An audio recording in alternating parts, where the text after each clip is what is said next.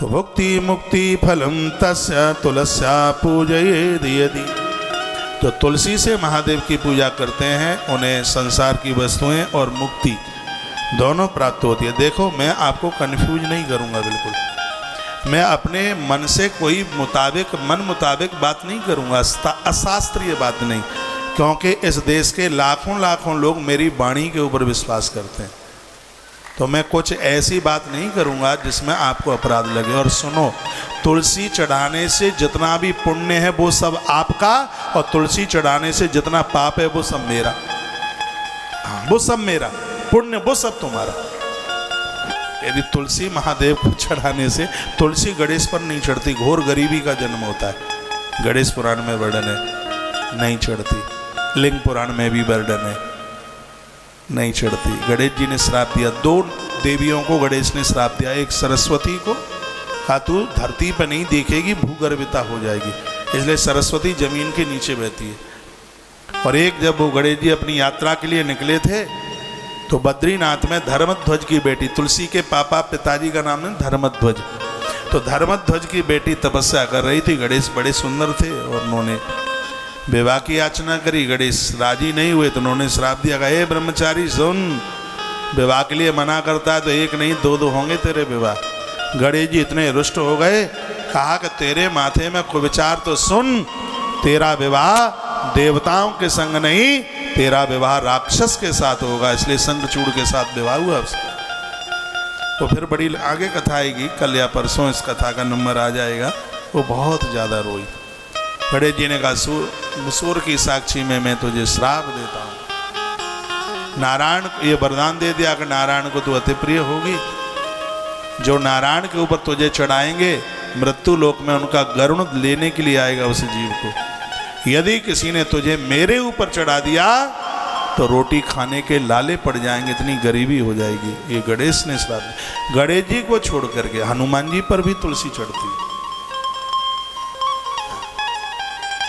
परम वैष्णव है बजरंगी, और भोग में, सबके भोग में तुलसी चलती है। गणेश जी को तुलसी नहीं चढ़ती, लेकिन भोग में सगरे देवताओं को तुलसी डाली जाती है। तो भुक्ति मुक्ति फलम तस्या तुलस्या पूजयेद यदि। कहा है कि जो तुलसी से पूजन करेंगे भगवान शिव का, उन्हें भुक्ति मुक्ति सब कुछ मिल जाएगी। अर्क पुष्प ही प्रतापस्य कुब्ज कल्लार कैस्तता। अर्क यानी अकौआ का फूल।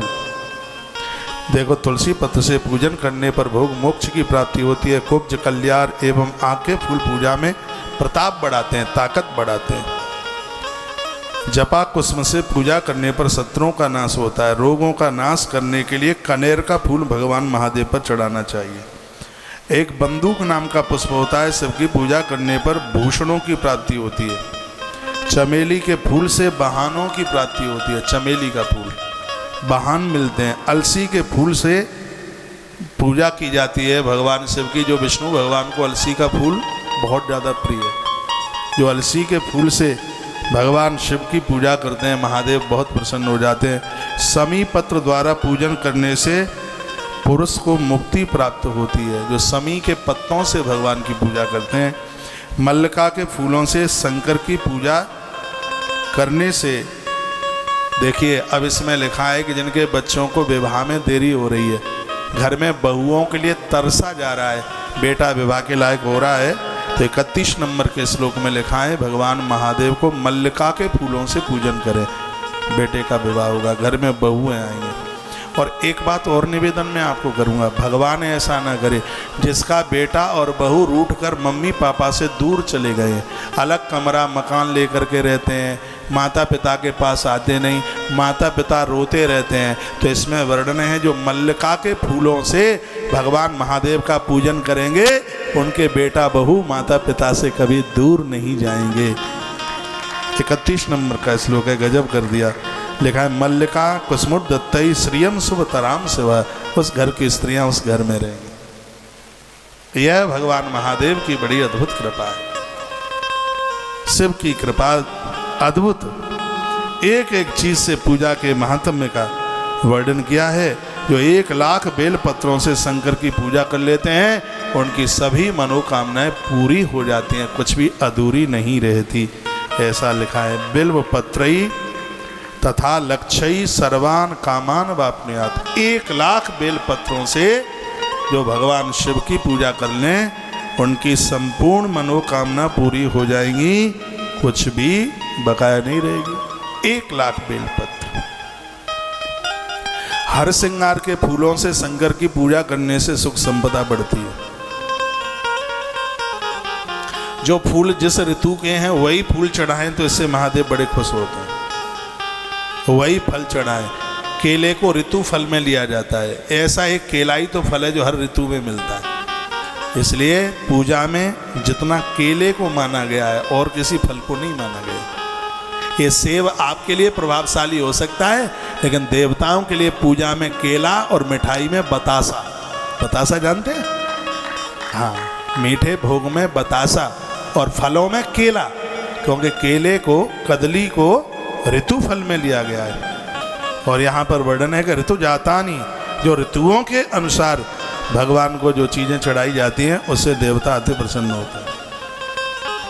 फिर लिखा है भोज्या वही ब्राह्मण तदा तत्र कार्या नरेण ही महापाद गजम दुखम तक्षणा नश्यते ध्रुवम। सुनो, जिस घर में ब्राह्मण को बुला करके भोजन कराया जाता है वह परिवार बहुत बड़ी बड़ी आपदाओं से बच जाते हैं, दुखों से बच जाते हैं। यह तो भगवान की बड़ी कृपा होती है, तभी ये लोग घर आ पाते हैं। बुलाने से नहीं, भगवान की कृपा से। संत ब्राह्मणों का आगमन, गुरुजनों का आगमन।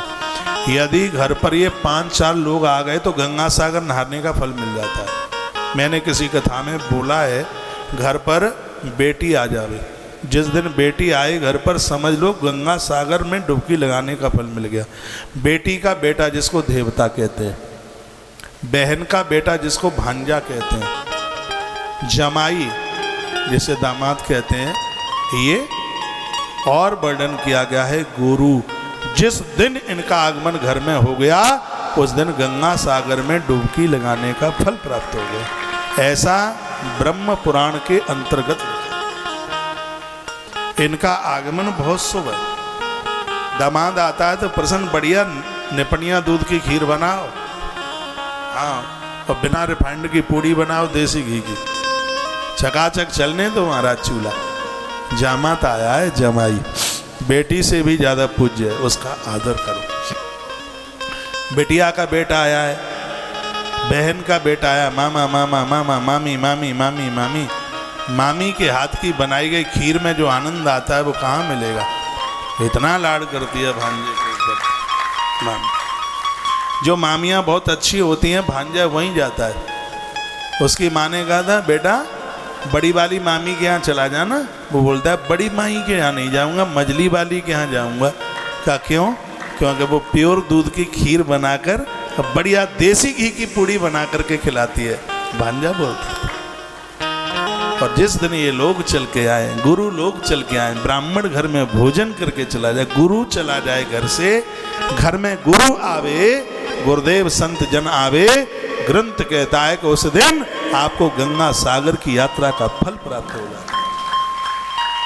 ताली तो आज आपको बजानी नहीं है तो 7 बजे छोड़ूंगा, देख लो।